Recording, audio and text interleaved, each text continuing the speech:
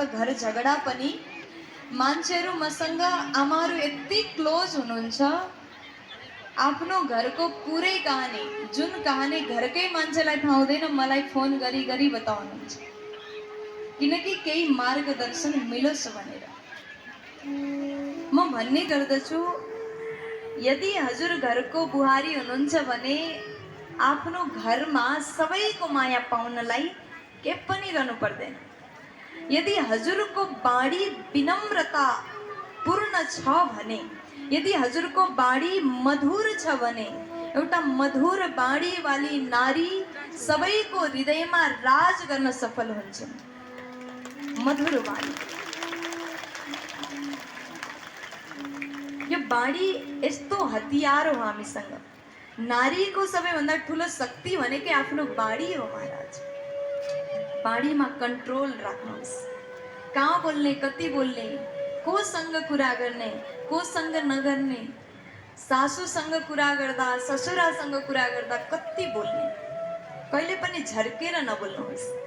यदि हजुरले आफ्ना घरका मान्छेहरूले, सदस्यहरूले केही आदेश गरे भने हजुरले केवल मधुर आवाजमा हजुर हुन्छ, बस यो दुईवटा शब्दलाई मात्र प्रयोग गर्नुहुन्छ भने हजुरको गृहस्थ एकदम सफल हुनेछ। प्यार से बोलो, जोड से बोलो ना। नारी धर्म, भीष्म पितामह नारी धर्मको बारेमा उपदेश कसलाई गर्दै हुनुहुन्छ? देवी द्रौपदीजीलाई। यो शब्द सुनेर द्रौपदीलाई हाँसो उठ्यो। द्रौपदी हाँस्दछिन्, तर एउटी सभ्य नारीले हर ठाउँमा हाँस्न पनि सुहाउँदैन रे। नारीलाई थाहा हुनुपर्छ कहाँ हाँस्ने र कहाँ नहाँस्ने, कहाँ बोल्ने र कहाँ नबोल्ने। यही त हाम्रो संस्कार हो। र यति राम्रो संस्कार हामीहरूले हाम्रो छोराछोरी सानो हुँदाखेरि नै सिकाउने यो सब कुरा भनेको एउटा बेसिक कुरा। हजुर आफ्नो छोरीलाई बचपनबाट नै सिकाउनुहुन्छ नि, धेरै नहाँस है, धेरै नबोल, हैन? यो सर्वप्रथम माता पिताले सिकाउने कुरा हो।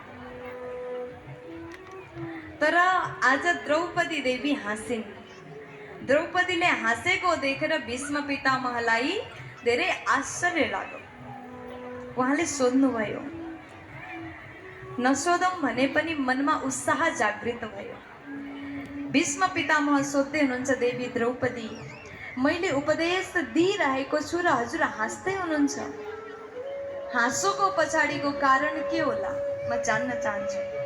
द्रौपदी भन्दछिन्, पितामह कुनै पनि कारण छैन, विशेष कारण केही पनि छैन, म त यत्तिकै हाँसे। भीष्म पितामह भन्नुहुन्छ, तिमी यो ठाउँमा यत्तिकै हाँसेको म विश्वासै गर्न सक्दिन, किनकि तिमी एकदमै संस्कारवान नारी हो। द्रौपदीजी भन्नुहुन्छ, पितामह हजुरले यति जोर लगाएर सोध्दै हुनुहुन्छ, म सही जवाब दिन्छु।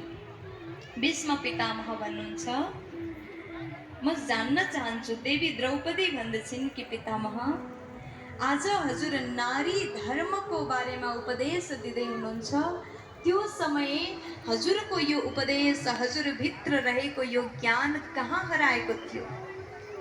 जुन समय दुष्ट दुशासनले मेरो साडी खिचिरहेको, तानिरहेको थियो, भरी सभामा मेरो चिर हरण भइरहेको थियो, त्यो समयमा हजुरको यो ज्ञान र उपदेश कहाँ हराएको थियो? द्रौपदीको यो शब्द सुनेर भीष्म पितामहजीको आँखाबाट आँसु आउन थाल्यो। मलिन बाणीमा भीष्म पितामह भन्नुहुन्छ, देवी मलाई माफ गरिदियो, किनकि त्यो समय, जुन समयमा दुष्ट दुशासनले तिम्रो वस्त्र हरण गरिरहेको थियो, त्यो समयमा मैले दुष्टको घरमा अन्न खाएको थिएँ।